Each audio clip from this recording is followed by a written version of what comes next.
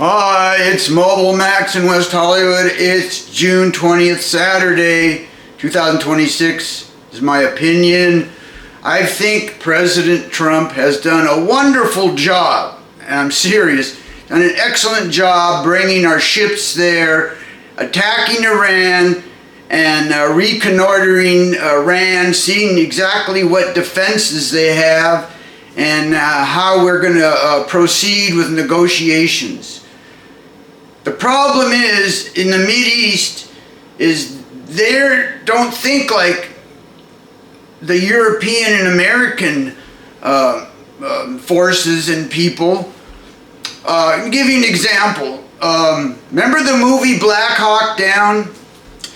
And the helicopter pilot gets taken hostage by the warlord's lieutenant in Mogadishu, Somalia. And the lieutenant and the captured American helicopter pilot are talking, and the warlord's lieutenant says something, "We're negotiating with you," and the helicopter pilot says something to the effect, "Yeah, but we're just killing each other." And the warlord's lieutenant responds by saying, "Yeah, that's how we negotiate in Somalia." That's the way it is in the Mideast. You can't just talk. Talking and negotiating is for weakness and women. You have to actually go there and fight. Not only to reconnoiter and see what defenses they have and see what we can do, but in order to negotiate. That's how they negotiate in the Mideast. Believe me, Israel knows this. The Mideast is a different animal.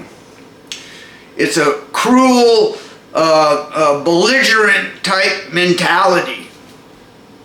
Anyway, Iran has been planning for over 40 years for this exact event to take place, when naturally probably the main devil, the United States, comes to stop them from their nuclear designs and their proliferation of Hezbollah and Hamas and the Houthis and all their terrible designs on taking over the Mideast. The ace up the sleeve of the Iranians is the Strait of Hormuz.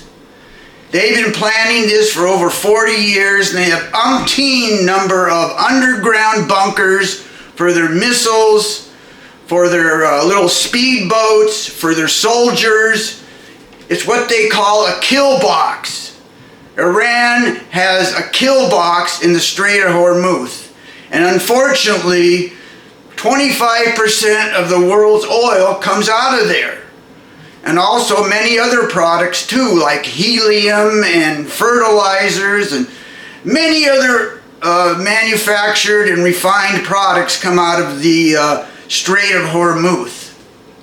So, if you're going to start a war, you're most likely going to, at the very least, cause a worldwide recession when 25% of the world's oil gets cut off. And a lot of countries are suffering greatly. Anyway, also, if we destroy Iran's refining and oil and infrastructure power, Iran has shown they can do the same to their neighbors, to Bahrain, to Qatar, to Kuwait, to Saudi Arabia. Most of these are very small countries. They're rich, but they're very small, and easily their refining and oil storage and refineries can be easily targeted and destroyed.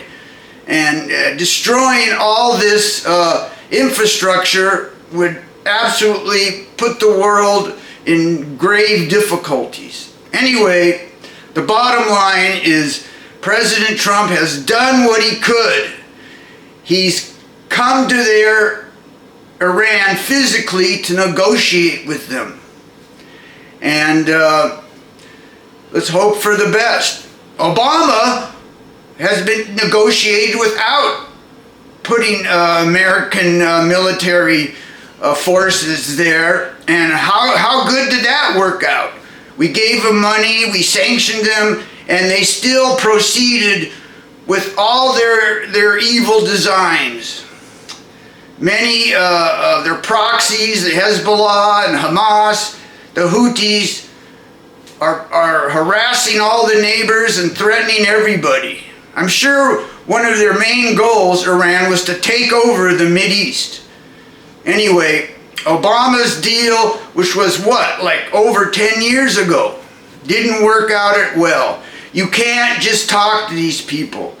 It has to be, we can hurt you, and sure you can hurt us, but you got to be right in their face to negotiate with them.